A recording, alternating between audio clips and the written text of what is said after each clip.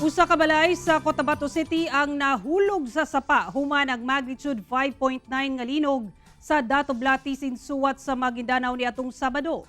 Samtang human sa linog, nakasinati og pag-ulan ug ice ang Tantangan, South Cotabato. Ani report.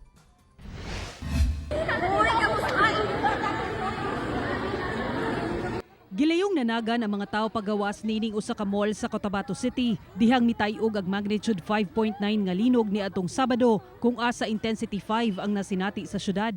Sumala sa uploader, gilayong gipabalik ang mga tao human ang usa ka oras dihang nasuta nga luwas na sa peligro. Samtang usa ka balay sa Bagwa 1 sa Cotabato City ang nahulog sa sapa human sa magnitude 5.9 nga linog. Gilayong gihatdan sa lokal nga kagamhanan ug tabang ang magtiayon nga tag-iya sa mong balay kinsa nakipuyo na lang una sa ilang paryente human sa hitabo. Sumala sa City Administrator sa Cotabato City nga si Attorney Aylan Arumpak, una pa ang linog, gibaha na ang lugar kung asa gitukod ang panimalay, lakip ang ubang barangay sa syudad.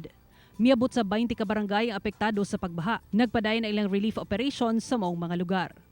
Sumala sa FIVOLCS, nasinati ang magnitude 5.9 nga linog sa Dato Blatisin suwat sa Maguindanao alas 2:25 sa hapon niadtong Sabado.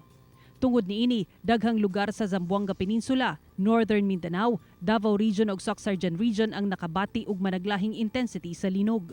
Samtang human ang linog, nakasinati og pag-ulan ug ice ang lungsod sa Tantangan sa South Cotabato. Kiniuman na sinati ang kusog nga ulan ug hangin sa lugar una nahitabo ang gitawag nga hailstorm. Mahimugso ang hail kung dalaon sa gasaka na kusog na hangin ang lusok sa uwan pataas sa hilabihan katugnaw nga mga area sa atong atmosfera ug mo-freeze kini. Paghilabahan na kini kabugat or muhinay ang kapasaka na hangin tungod sa thunderstorms, mahulog kini ug mauna na ang atong masinati nga hail. Samtang atol sa hitabo, gibha sab ang dagang lugar sa lungsod kung asa makita nga mitabo na sa kadalanan ang tubig baha. Dunay mga natumba nga punuan sa kahoy, lakip sab kining atop nga mibabag na sa kadalanan. Busag ilang nagpahigayon og clearing operation ang otoridad. Pipila sab kakabalayan ang nahanaw na. Gani pipila ka residente ang misulay na lang og salbar sa ilang mga gamit.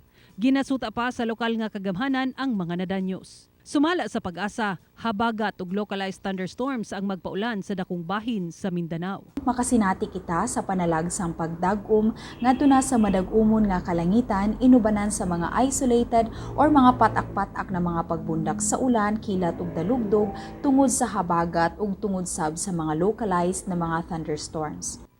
Ako si Sara Hilomen Velasco para sa One Mindanao.